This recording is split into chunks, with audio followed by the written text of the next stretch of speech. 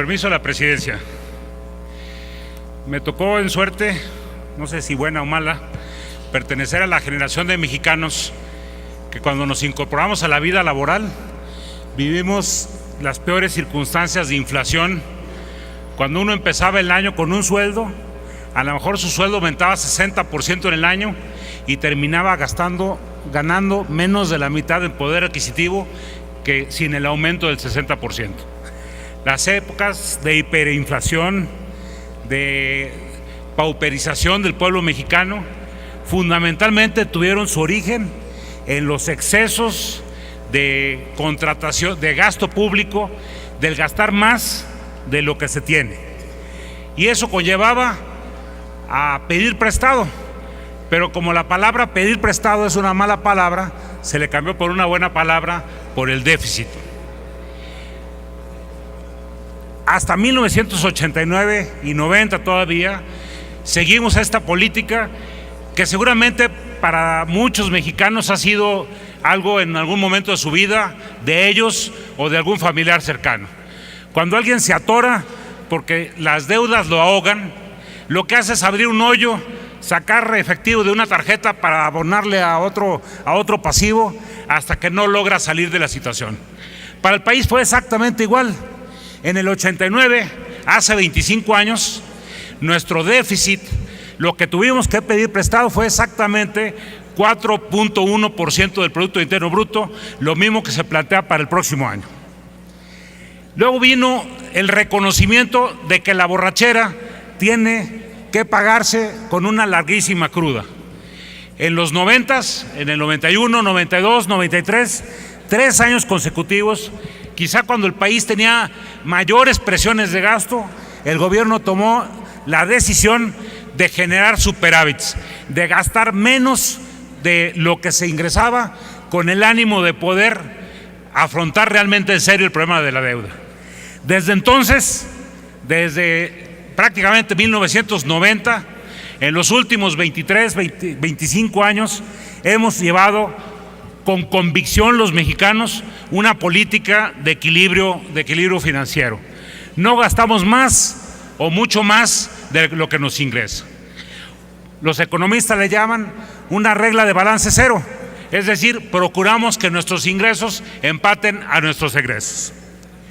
De los 9 ordenamientos legales que el Ejecutivo envió para poder construir la ley de ingresos, me parece que el de mayores consecuencias, el más importante, el más trascendente y un poquito escondido, como se ha dicho aquí en la tribuna, es precisamente la reforma que se plantea a la Ley Federal de Presupuesto y Responsabilidad Hacendaria. Esta ley se negoció en el 2005, se publicó en marzo del 2006. Esta ley es relativamente nueva en el país. ¿Cuál era el propósito de la Ley Federal de Presupuesto y Responsabilidad Hacendaria? Poner las bases que obligaran al Ejecutivo y al Legislativo para la formulación, aprobación y ejercicio del presupuesto y ponerle énfasis, y así se le puso en el propio nombre, a la responsabilidad hacendaria. Se estableció, por ejemplo, mecanismos para establecer cuáles son las variables con las cuales se debe construir los supuestos para el presupuesto de ingresos.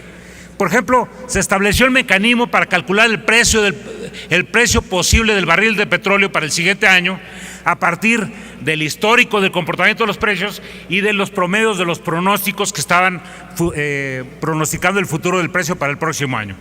Se establecieron los mecanismos para establecer cuándo iba a ser el incremento de la economía, el crecimiento del Producto Interno Bruto, el precio del dólar, que es un elemento determinante, precisamente para evitar lo que acaba de hacer la Cámara de Diputados, que simple y sencillamente se fabrica dinero a partir de la inexistencia, es decir, se decreta, aun cuando calculamos con respecto a la Ley de Presupuesto y Responsabilidad Hacendaria, que el precio del petróleo debe ser tanto, nosotros decretamos que es $5 más, porque multiplicado por la plataforma, que también se establece en la ley cómo se debe calcular, nos da más dinero y tenemos más para gastar, dinero totalmente ficticio que atenta contra el nombre de la ley, responsabilidad hacendaria.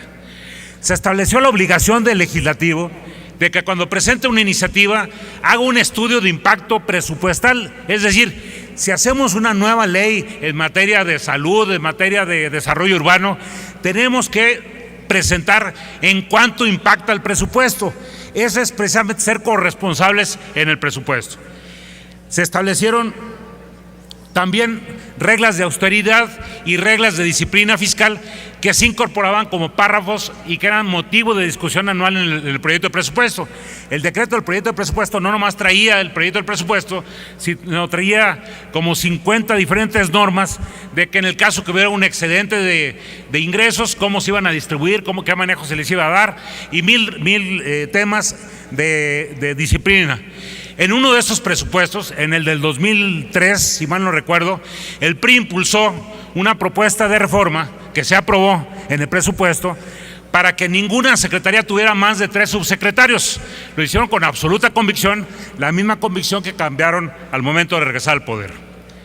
Bueno, aquí en esta ley se establece en el artículo 17, que me parece que es el corazón de la ley de presupuesto y responsabilidad hacendaria.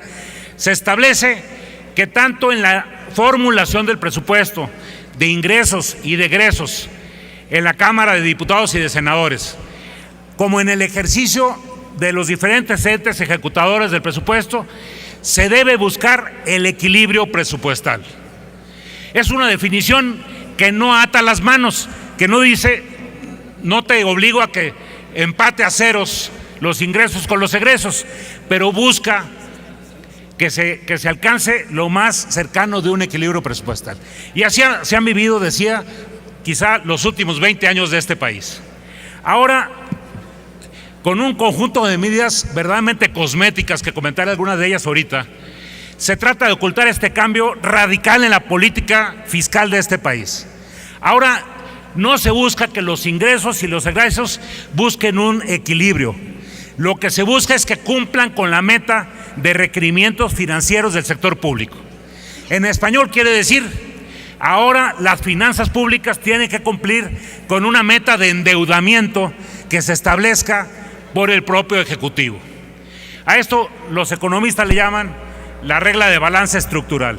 ¿Qué quiere decir?